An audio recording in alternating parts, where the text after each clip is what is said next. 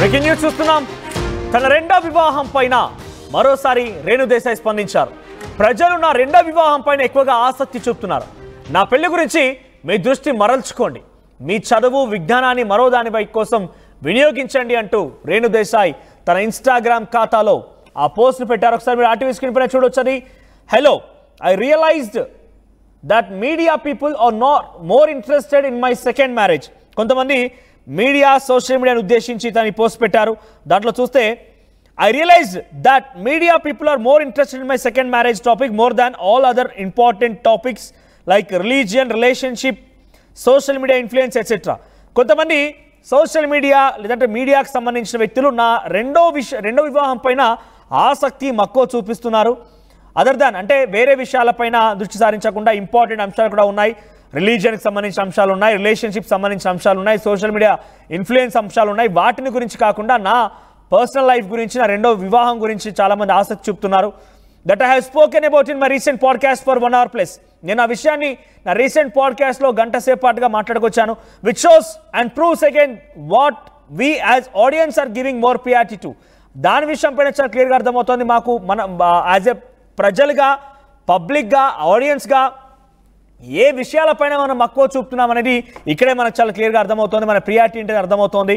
So I request, మిమ్మల్ని అందరూ request చేస్తున్నా, you to please shift your attention from 44 years old women's remarriage. మీరందరూ కూడా 44 ఏళ్ళటువంటి ఒక మహిళకు సంబంధించినటువంటి మళ్ళీ రెండో వివాహం అనేటువంటి అంశంపై నుంచి మీ దృష్టిని మరల్చండి. Which herself is not sure about this point of time. తనకు కూడా దీనిపైన పూర్తిగా అవగాహన లేదు. ఇక్కడ తను in the sense Renu Desai. So 44 ఏళ్ళ నా పైన మళ్ళీ రెండో వివాహం గురించి, నా గురించి టాపిక్ మాట్లాడుకోవడం కంటే కూడా దాని గురించి తప్పు, మీరు ఆ టాపిక్ని మరల్చండి, వేరే వైపుగా మీరు దృష్టి సారించండి. నాకు కూడా ఎగ్జాక్ట్గా విషయం పైన అసలు ఎటువంటి అవగాహన లేదు, అసలు దాని గురించి మాట్లాడుకోదలుచుకోలేదు అన్నట్టు కూడా ఇండైరెక్ట్గా తను మెన్షన్ చేశారు. అనేక అంశాలు కూడా ఉన్నాయి మాట్లాడుకోవాల్సినవి. టారిఫ్ శాంక్షన్స్, టారిఫ్ అంటే సుంకాలకు సంబంధించిన అంశాలు ఉన్నాయి, ఉమెన్ సేఫ్టీ అంశాలు ఉన్నాయి, ఎకనామిక్ గ్రోత్ అంశాలు ఉన్నాయి, క్లైమేట్ చేంజ్ అంశాలు ఉన్నాయి, ఇంకా చాలా విషయాలు ఉన్నాయి. కానీ ఇవన్నీ పక్కన పెట్టేసి నా రెండో వివాహం పైన ఇంత పెద్ద దృష్టి సారించడం ఎందుకు అంటూ కూడా తను కొంత ఆగ్రహంతో కూడినటువంటి పోస్టే చేశారు. కొంత ప్రజల్ని ఆలోచింపజేసే పోస్టే చేశారని చెప్పాలి. I have spoken in the podcast which need attention and thought for us to be a better citizen and most important to be a better human being.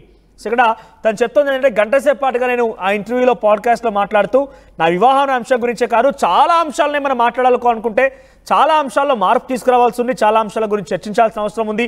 వాటిపైన దృష్టి సారించండి, అప్పుడు మనం ఒక బెటర్ సిటిజన్ అవుతాం, బెటర్ హ్యూమన్ బీయింగ్ అవుతాం అంటూ కూడా మాట్లాడుకొచ్చారు.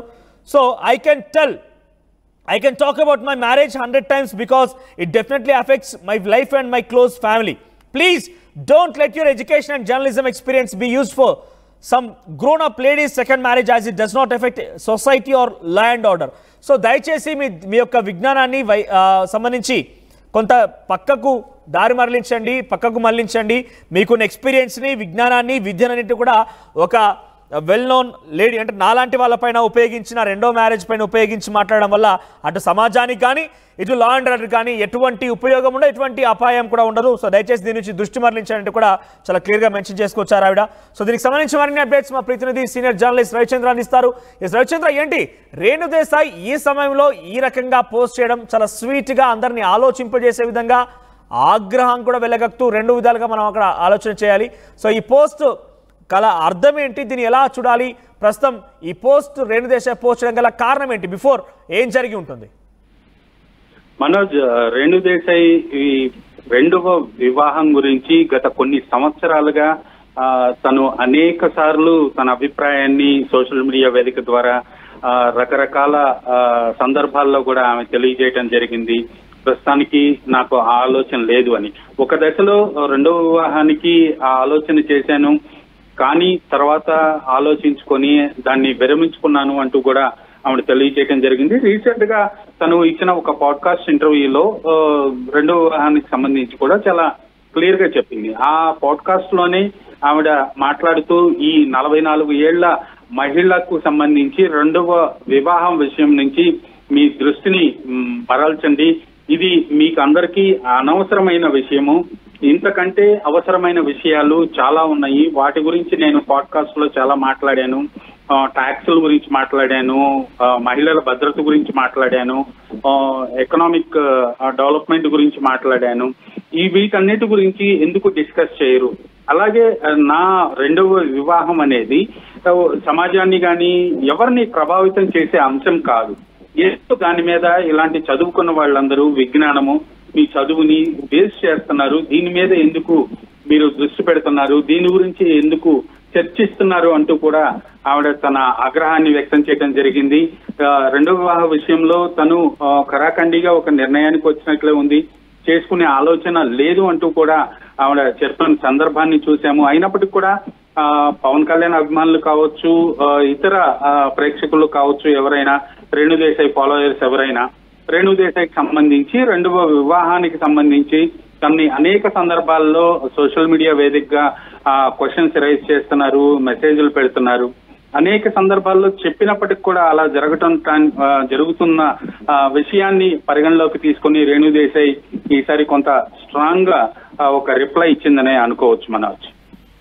సో దీని అంటే ఎప్పుడు చాలా క్లియర్గా తన అందులో మెన్షన్ చేశారు, పాడ్కాస్ట్లో కూడా అనేక విషయాలు ఉన్నాయి, అనేక అంశాలు ఉన్నాయి చర్చించుకోవడం కోసం. నా యొక్క వివాహం గురించి ఎందుకు పదే పదే ప్రస్తావిస్తున్నారంటూ కూడా మాట్లాడుకొచ్చారు. ఇంతకీ అంటే ఎవరు కావాలని ట్రోల్ చేస్తున్నారనుకోవాలా, ఫ్యాన్స్ అందరూ మాట్లాడుకుంటున్నారనుకోవాలా, పర్టికులర్గా తనను ఇంతలా బాధించి అంటే తను ఎప్పుడు కూడా రెస్పాండ్ కాదు ఇంత బహిరంగంగా. చాలా రోజులు అవుతోంది తను రెస్పాండ్ అయ్యి, చాలా రోజుల క్రితమే చెప్పుకోరు, తన ఏళ్ళ క్రితమే చెప్పుకొచ్చారు. ఇప్పుడు మరోసారి ఈ విషయం తెర మీదకి రావడం, తనని ఏకంగా పోస్ట్ పెట్టేంతలా బాధించడం అంటే ఎవరి పని అయి ఉంటుంది? వారికి సంబంధించి ఏదైనా తన యాక్షన్ తీసుకోబోతున్నారా? అంటే అనవసరంగా ట్రోల్ చేస్తున్నారని కానీ, అనవసరంగా తన గురించి చర్చ తీసుకొస్తున్నారని కానీ, వారిపైన ఏదైనా కంప్లైంట్ లాంటిది కానివ్వండి చర్యలు తీసుకునే అవకాశం ఉందా? వారి గురించి ప్రత్యేకంగా మాట్లాడుకొచ్చారా? మనోజ్, రేణుదేశాయ్ విషయం మాత్రం ఖచ్చితంగా ఇది ట్రోల్స్ అనుకోవటానికి అనుకోవాల్సిన అవసరం లేదని అనుకోవచ్చు. ఎందుకంటే పవన్ కళ్యాణ్ అభిమానులు రేణుదేశాయ్ని ఇప్పటికి కూడా వదిన అని సంబోధిస్తూ అనేక సందర్భాల్లో అనేక పోస్టులు పెట్టడం మనం చూసాము. ఆ వదిన అనే సంబోధించొద్దు అంటూ కూడా గతంలో తను చాలా సార్లు సోషల్ మీడియా వేదికగా చెప్పడం జరిగింది. సో పవన్ ఫ్యాన్స్ అందరూ కూడా రేణుదేశాయ్ని చాలా గౌరవంగానే చూస్తారు. తన పవన్ కుటుంబ సభ్యురాల్లాగానే ఇప్పటికి కూడా భావిస్తూ ఉంటారు. అలాగే రేణుదేశాయ్కి కూడా కొంత సపరేట్ ఫ్యాన్ బేస్ ఉందని చెప్పొచ్చు. ఖచ్చితంగా తను స్ట్రైట్ ఫార్వర్డ్ గా ఉంటది, తను సొసైటీ పట్ల మంచి అవగాహన ఉంది. అనేక విషయాల్లో తను సోషల్ మీడియా వేదికగా సొసైటీకి సంబంధించిన అంశాలని టచ్ చేస్తూ తన అభిప్రాయాన్ని నిర్మోహమాటంగా చెప్తూ ఉంటది. ఈ సందర్భంలో ఒక సింగిల్ ఉమెన్ గా ఉంటుంది కాబట్టి ఒక పవన్ కళ్యాణ్ కి సంబంధించిన మనిషి డైవర్స్ అయి సపరేట్ గా ఉంది కాబట్టి ఇప్పటికి కూడా తను ఎప్పుడు కూడా పవన్ ని ఎక్కడా విమర్శించిన సందర్భం లేదు. సో పవన్ అభిమానులందరూ కూడా తనని వాళ్ళ కుటుంబ సభ్యురాల్లాగానే భావిస్తూ ఉంటారు. అలాగే తన మంచి కోరే బహుశా రెండో వివాహం గురించి చాలా వరకు ప్రస్తావిస్తూనే ఉంటారు. ఖచ్చితంగా ట్రోల్స్ అనేది కొంత పర్సెంటేజ్, చాలా తక్కువ పర్సెంట్ లోనే ఉండొచ్చు, కానీ ఖచ్చితంగా పవన్ అభిమానులందరూ కూడా రేణుదేశాయ్ని వెల్ విషర్స్ గానే మనం చెప్పాలి. Thank you Ravichandra. సో మొత్తం మీద రేణుదేశాయ్ పోస్ట్ ఇప్పుడు సోషల్ మీడియాలో మరోసారి వైరల్గా మారింది. తన ఇన్స్టాగ్రామ్ పోస్ట్ స్టోరీ పెట్టారు ఆవిడ. ఆ స్టోరీలో పదే 40 ఏళ్ళ మహిళ అయినటువంటి నేను నా రెండవ వివాహం గురించి క్వశ్చన్ చేస్తున్నారు. మాట్లాడుకోవడానికి చాలా అంశాలు ఉన్నాయి, చాలా విషయాలపైన మాట్లాడుకోవచ్చు, చర్చించుకోవచ్చు, చాలా విషయాల మార్పు తీసుకురావాల్సిన అవసరం ఉంది. నిజంగా మార్పు తీసుకొస్తే మనం ఒక మంచి సిటిజన్గా, మంచి హ్యూమన్ బీయింగ్గా కూడా అవుతాం. అనవసరమైనటువంటి విషయాలు, మీ యొక్క విజ్ఞానాన్ని, మీకున్నటువంటి విద్యని, మీకున్నటువంటి ఎక్స్పీరియన్స్ని నా పైన దృష్టి పెట్టకండి అంటూ చాలా స్వీట్గా అందరినీ ఆలోచింపజేసే విధంగా ఈ యొక్క పోస్ట్లో, ఈ యొక్క స్టోరీలో మెన్షన్ చేశారు రేణుదేశాయ్. సో ప్రస్తుతానికైతే ఇప్పుడు పోస్ట్ వైరల్గా మారింది.